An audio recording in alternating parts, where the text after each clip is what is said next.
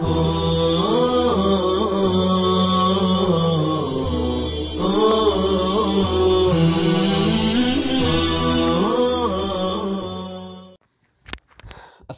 علیکم ورحمۃ اللہ وبرکاتہ۔ عزیز طلبہ، کل کے سبق میں آپ کو یہ کہا گیا تھا کہ یہاں پر اذ واجب علیہم محتم میں اذ جو ہے تعلیلیہ لا کر کے مصنف رحمۃ اللہ علیہ نے فیما علی قارئہ میں علی سے جو وجوب ثابت ہو رہا تھا اسی کی علت بیان کر رہے ہیں۔ تو اس وقت آپ سے کہا گیا تھا کہ آپ پہلے یہ سمجھ لیجئے کہ واجب شرعی اور واجب عرفی کیا ہے۔ تو واجب شرعی کی تعریف آپ کو یہ کی گئی تھی کہ ما یثاب علی فعلہ ویعاقب علی ترکہ، یعنی جس کا کرنا باعث ثواب ہو اور نہ کرنا اور اس کا چھوڑ دینا یہ باعث عقاب و سزا ہو۔ واجب عرفی اور اصطلاحی اس واجب کو کہا جاتا تھا جس کا کرنا باعتبار فن کے تو ضروری ہو لیکن اس کا چھوڑنا اچھا نہ ہو، ما لا بد منہ فی فعلہ ولا یستحسن ترکہ۔ بہرحال تو آخر میں آپ سے یہ کہا گیا تھا کہ کیا یہاں پر دونوں بیک وقت مراد لیا جا سکتا ہے، یعنی واجب شرعی اور واجب عرفی اور اصطلاحی ایک ساتھ مراد یہاں پر اذ واجبن سے یا فیما یجب علی قارئہ سے جو ہے لیا جا سکتا ہے یا نہیں۔ تو پہلے تو آپ یہ سمجھ لیجئے کہ امام شافعی اور امام ابو حنیفہ یعنی احناف کے نزدیک بیک وقت جو ہے واجب شرعی اور واجب عرفی مراد نہیں لیا جا سکتا، لیکن چونکہ مصنف رحمۃ اللہ علیہ جو ہے شافعی المسلک ہیں اس لیے دونوں کی گنجائش ہے۔ تاہم بہتر یہی ہے کہ عرفی مراد لیا جائے کہ اس میں کسی تفصیل کی ضرورت نہیں پڑے گی، اور اگر دونوں مراد لیتے ہیں یعنی واجب شرعی اور عرفی دونوں ایک ساتھ مراد لیتے ہیں تو اس وقت جو ہے تفصیل کرنی پڑے گی۔ واجب شرعی مراد لینے میں اس کا تخاطب صرف اس قدر ہوگا کہ قرآن مجید کی تلاوت میں ان غلطیوں سے بچا جائے جن سے لحن اور خصوصاً لحن جلی پیدا ہوتا ہے۔ رہے دیگر مسائل، مثلا رسم الخط کا مسئلہ ہے تو یہ جو ہے ناشرین اور کاتبین کے لیے تو واجب ہیں لیکن مطلق ہر شخص کے لیے واجب نہیں ہے۔ اور اگر آپ بغور دیکھیں تو مصنف رحمۃ اللہ علیہ نے جتنی چیزیں اس مقدمے میں بیان فرمائی ہیں ان سب کی رعایت شرعاً واجب نہیں ہے، بلکہ ان میں سے کچھ چیزیں واجب اور کچھ چیزیں مستحب ہیں۔ اگر آپ غور کریں گے تو خود ناظم رحمۃ اللہ علیہ کی عبارت میں بھی یہ اشارہ موجود ہے۔ چنانچہ آپ دیکھیے مخارج الحروفی والصفاتی کو انہوں نے ان یعلموا کا مفعول بنایا ہے، ان یعلموا کا مفعول بنایا ہے قبل الشروع اولا ان یعلموا مخارج الحروف والصفاتی، کہ قاری قرآن کیا کرے گا، وہ جو ہے شروع کرنے سے پہلے ابتدائی میں جان لے کس کو، حروف کے مخارج اور صفات کو۔ کیوں جان لے؟ لیلفظوا باحسن اللغات، اس پہ بھی جو ہے آگے بحث کریں گے۔ تو یہاں پر مصنف رحمۃ اللہ علیہ نے کیا کیا ہے کہ ان یعلموا کا مخارج الحروفی والصفاتی کو جو ہے مفعول بنایا ہے، اور اذ واجبن کے تحت میں اور باقی چیزوں کے لیے محررین کا لفظ لا کر ان کو اس کے ضمن میں داخل کر دیا۔ آگے کہا محرر التجوید والمواقف وما الذی رسم فی المصاحف، جس کا مطلب یہ ہوا کہ وجوب کا تعلق تو صرف مخارج و صفات سے ہی ہے، رہیں باقی چیزیں تو ان کی رعایت کرنا واجب نہیں بلکہ مستحب اور مستحسن ہیں۔ آپ کو بتلایا گیا کہ احناف کے یہاں بیک وقت تو دونوں مراد نہیں لے سکتے، کیونکہ عند الاحناف ایک لفظ کا حقیقی اور مجازی معنی بیک وقت مراد لیا نہیں جا سکتا۔ اس لیے جو ہے تو بہتر یہی ہوا کہ یہاں پر واجب شرعی مراد نہ لیتے ہوئے واجب عرفی مراد لیا جائے، تاکہ تمام چیزیں اس میں شامل ہو جائیں۔ اور جو ہے کیا نام ہے، اگر واجب شرعی مراد لیتے ہیں جیسا کہ مصنف رحمۃ اللہ علیہ کے مسلک کے اعتبار سے لے سکتے ہیں، تو یہاں واجب شرعی مراد لینے میں صرف تخاطب جو ہے کہاں تک ہوگا کہ انسان کیا کرے گا کہ وہ تلاوت قرآن مجید میں ان غلطیوں سے بچے جن سے لحن پیدا ہوتا ہے، خصوصاً لحن جلی۔ اب یہاں پر دیکھیے کہا تھا حتم لازم اذ واجب علیہم محتم حتم کے معنی کیا ہیں؟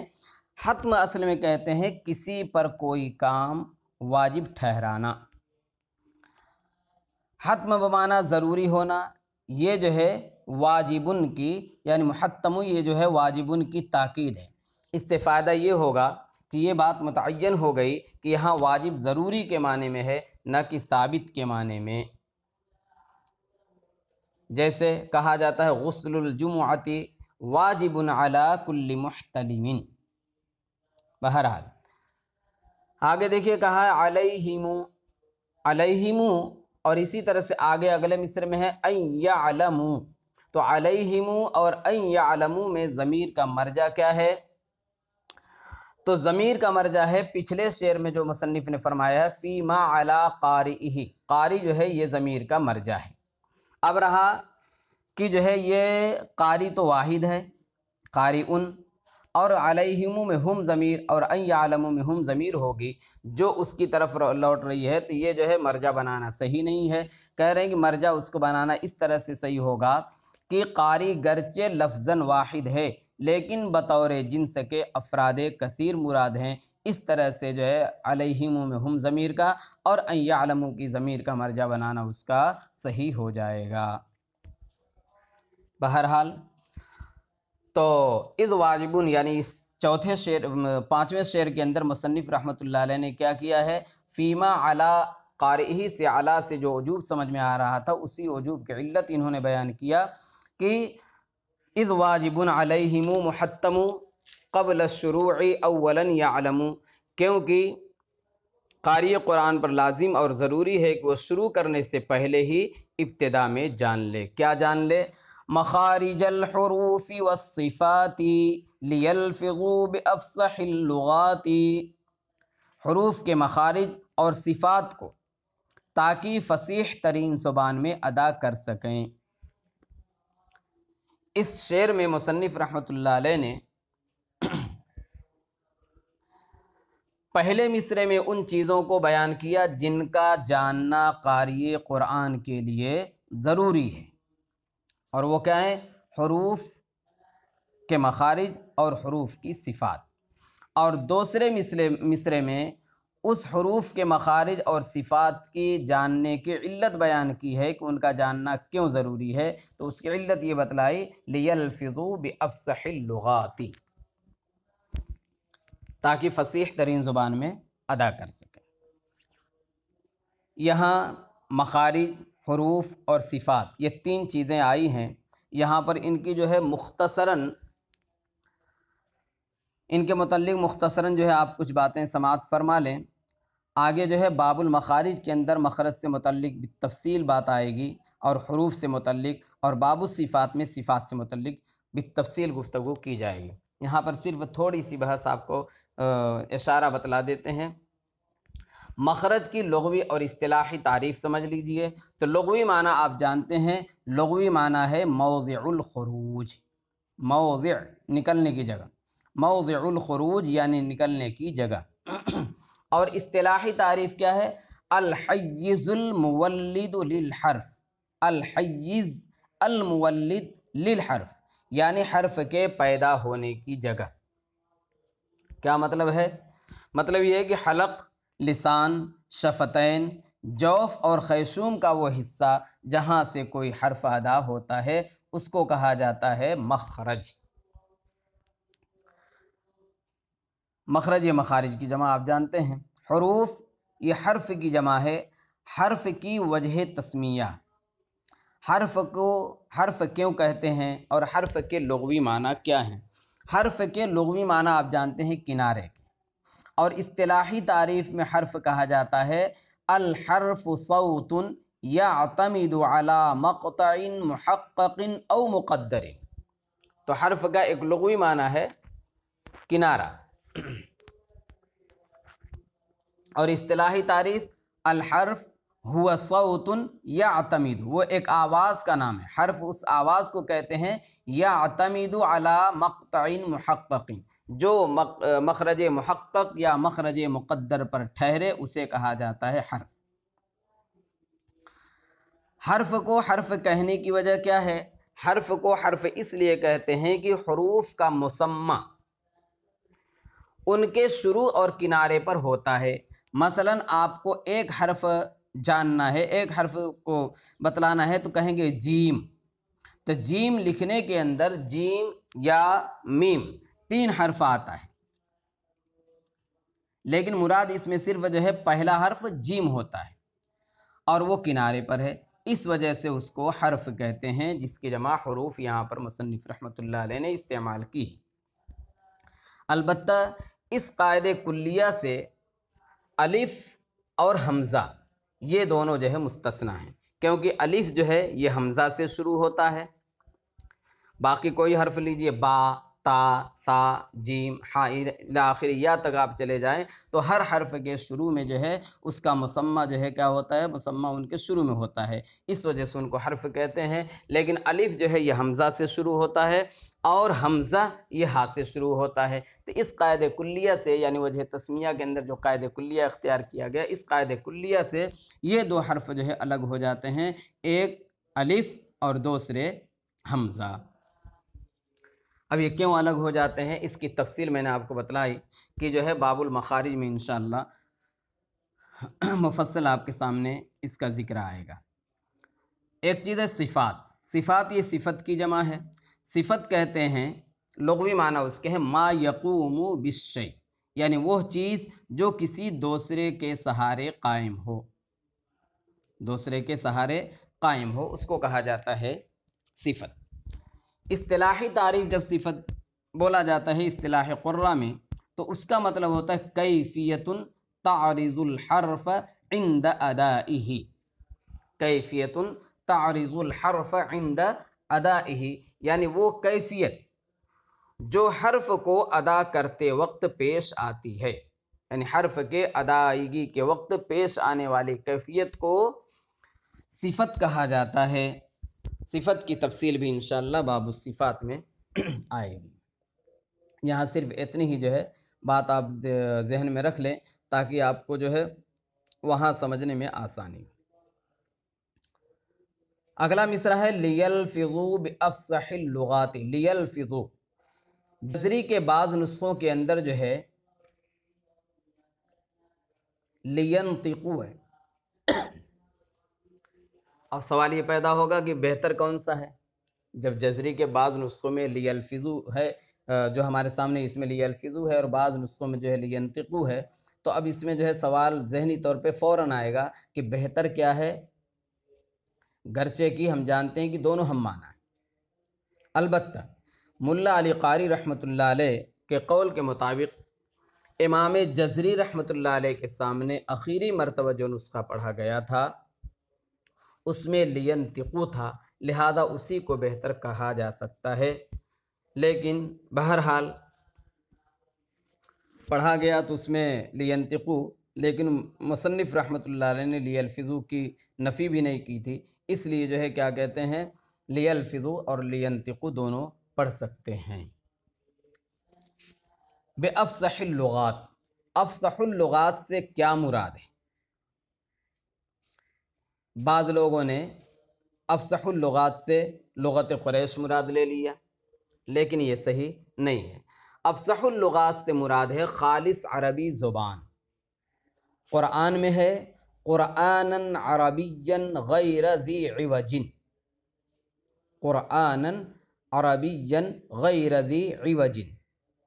تو اب جو ہے اس کے مطابق جو ہے لغت قریش کو خاص کرنا، جیسا کہ میں نے ابھی آپ کو بتلایا کہ افصح اللغات سے بعض لوگوں نے لغت قریش مراد لیا ہے، یہ صحیح نہیں ہے، کیونکہ اگر آپ اس کو لغت قریش مراد لیتے ہیں تو دیگر لغت اس سے نکل جائیں گی، حالانکہ قرآن جو ہے کئی زبان میں نازل ہوا ہے، یعنی وہاں کی جو مروجہ زبان تھی، 7 زبانیں آپ جانتے ہیں، انزل القرآن علی 7 احرف، 7 احرف کی تفصیل میں کیا ہے آپ یہ سمجھیے کہ وہاں سے جو ہے لغت قریش کے ساتھ دیگر اور لغات بھی وہاں کی مراد ہیں۔ تو قرآن جو ہے خالص عربی ہے، تو وہی عربی زبان اس کی مراد ہے، نہ کہ خالص لغت قریش۔ لغات یہ لغت کی جمع ہے، لغات یہ لغت کی جمع ہے۔ لغت کہتے ہیں کسی قوم کی زبان کو، یعنی الکلام المصطلح، الکلام المصطلح علیہ بین کل قوم، یعنی کسی قوم کے درمیان جو ایک زبان ہوتی ہے، اور اس قوم کی زبان اس طور سے ہوتی ہے کہ جب وہ بولی جاتی ہے تو پوری قوم اسے سمجھ لیتی ہے، تو اسی لیے اس کو کہا جاتا ہے الکلام المصطلح، کسی قوم کی زبان، اس کو کہا جاتا ہے لغت۔ بعض لوگوں نے لغت کو لغا یلغو سے مشتق مانا ہے، لیکن یہ صحیح نہیں ہے، بلکہ ایک لغو بات ہے، لغا یلغو سے نہیں ہے، بلکہ لغت جو ہے الکلام المصطلح کو کہتے ہیں۔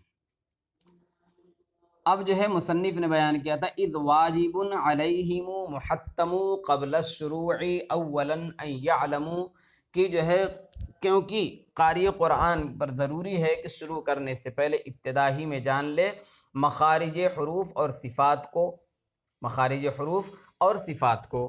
تو کہا جا رہا ہے کہ مخارج حروف اور صفات کو قاری قرآن کے لیے جاننا کیوں ضروری ہے، تو اس کی علت یہاں پر بتلا دی، لیلفظوا بافصح اللغات، یعنی اس کی تفصیل یہ ہے تاکہ عربیت کے مطابق تلفظ ہو جائے اور عجمیت کا لہجہ ختم ہو جائے، خالص عربی ہو جائے، کیونکہ قرآن کریم عربی نہیں بلکہ خالص عربی میں نازل ہوا ہے، جیسا کہ ارشاد ربانی ہے قرآنًا عربیًا غیر ذی عوج۔ اسی طرح سے اللہ تعالیٰ نے ایک جگہ فرمایا ہے انا انزلناہ قرآنًا عربیًا۔ سورہ شعراء کے اندر اللہ کا ارشاد ہے بلسان عربی مبین، یعنی قرآن کریم جو ہے یہ خالص عربی زبان میں اس میں کسی طرح کی کوئی کجی نہیں ہے۔ چنانچہ آپ نے دیکھا وہاں پر سورہ کہف کی ابتدائی آیت الحمدللہ الذی انزل علی عبدہ الکتاب ولم یجعل لہ عوجا، اللہ تعالیٰ نے کتاب نازل فرمائی اپنے بندے نبی پاک صلی اللہ علیہ وسلم پر، وَلَمْ يَجْعَلْ لَهُ عِوَجًا، اور اس میں کسی بھی طرح کی کجی نہیں رکھی، نہ لفظی اور نہ معنوی۔ اچھا، تو اس لیے جو ہے مخارج حروف اور صفات کا جاننا قاری قرآن کے لیے ضروری ہے، تاکہ وہ جو ہے افصح لغات میں ادا کر سکے، اور افصح لغات کا مطلب یہ ہے کہ عربیت کے مطابق اس کا تلفظ ہو جانا چاہیے اور عجمیت کی بو ختم ہو جائے، خالص عربی ہو جائے، کیونکہ قرآن کریم خالص عربی میں ہی نازل ہوا ہے۔